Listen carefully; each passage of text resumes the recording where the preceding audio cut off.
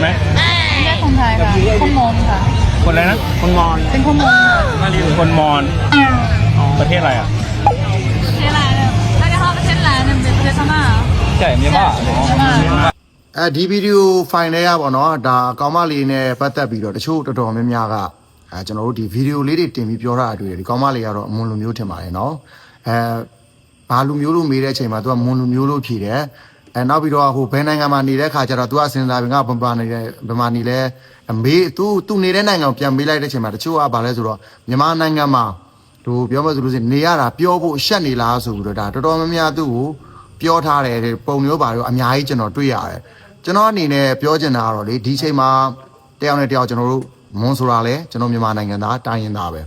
เนาะကျွန်တော်ဗမာလဲတိုင်းရင်းသားကရင်လဲတိုင်းရင်းသားကရားလဲတိုင်းရင်းသားရခိုင်လဲတိုင်းရင်းသားပဲเนาะတိုင်းရင်းသားတွေဖြစ်တဲ့ဒီချိန်မှာကျွန်တော်တို့ဟိုနည်းနည်းအမားလေးသေးသေးပွားလေးကိုကျွန်တော်တို့ပြောမှဆိုလို့ရှိရင်အကြီးမဖြစ်အောင်ဗျာတယောက်နဲ့တယောက်နဲ့နားလဲမှုပြလိုက်လို့ရှိလို့ရှိရင်ကျွန်တော်ပို့အဆင်ပြေမယ်လို့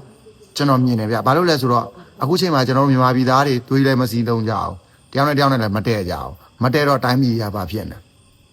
ပြက်စီးရနော်တိုင်းပြည်ရပြက်စီးတော့ကျွန်တော်တို့အခုကျွန်တော်တို့နိုင်ငံဘာဖြစ်နေလဲဆိုတာအခုလိုအားလုံးတွေ့ကြတဲ့အတိုင်းပဲလीနော်ဒါကျွန်တော်ဟိုမွန်လူမျိုးတွေဘက်ကလည်းကျွန်တော်လိုက်ပြောတာမဟုတ်ဘူးနော်ဘယ်လူမျိုးဘက်ကမှလည်းကျွန်တော်လိုက်မပြောဘူးဒါကျွန်တော်တို့ပြောမလို့တုံတန်ရုံဟာလေးဗျလွတ်ထားပေးလိုက်ဒါသူ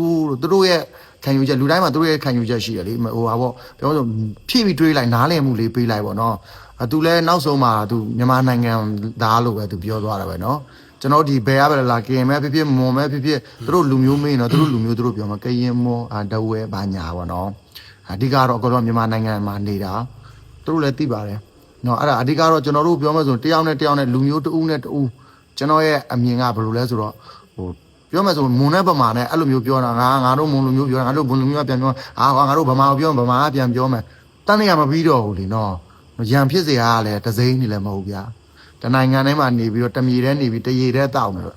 ကျွန်တော်တို့ဒီတိုင်းရင်းသားညီကိုမောင်နှမတွေပဲလीနော်အားကြောင့်တော်ယုံတိုင်ယုံဟာလေးတွေဆိုလို့ရှိရင်ကျွန်တော်တို့နားလေပေးတဲ့ဥစ္စာကိုနားလေပေးရမယ်ခွင့်လွတ်ပေးတဲ့ဥစ္စာကိုခွင့်လွတ်ပေးလိုက်လို့ရှိရင်ပို့ပြီးတော့အဆင်ပြေတာပေါ့နော်ကျွန်တော်တိုင်းရင်းသားညီကိုမောင်နှမတွေစီးလုံးနေမှလဲကျွန်တော်တို့နိုင်ငံကြီးကိုပြန်လဲတည်ဆောက်တဲ့ခါကြလို့ရှိရင်အများကြီးအထောက်အကူဖြစ်မှာလူတစ်မျိုး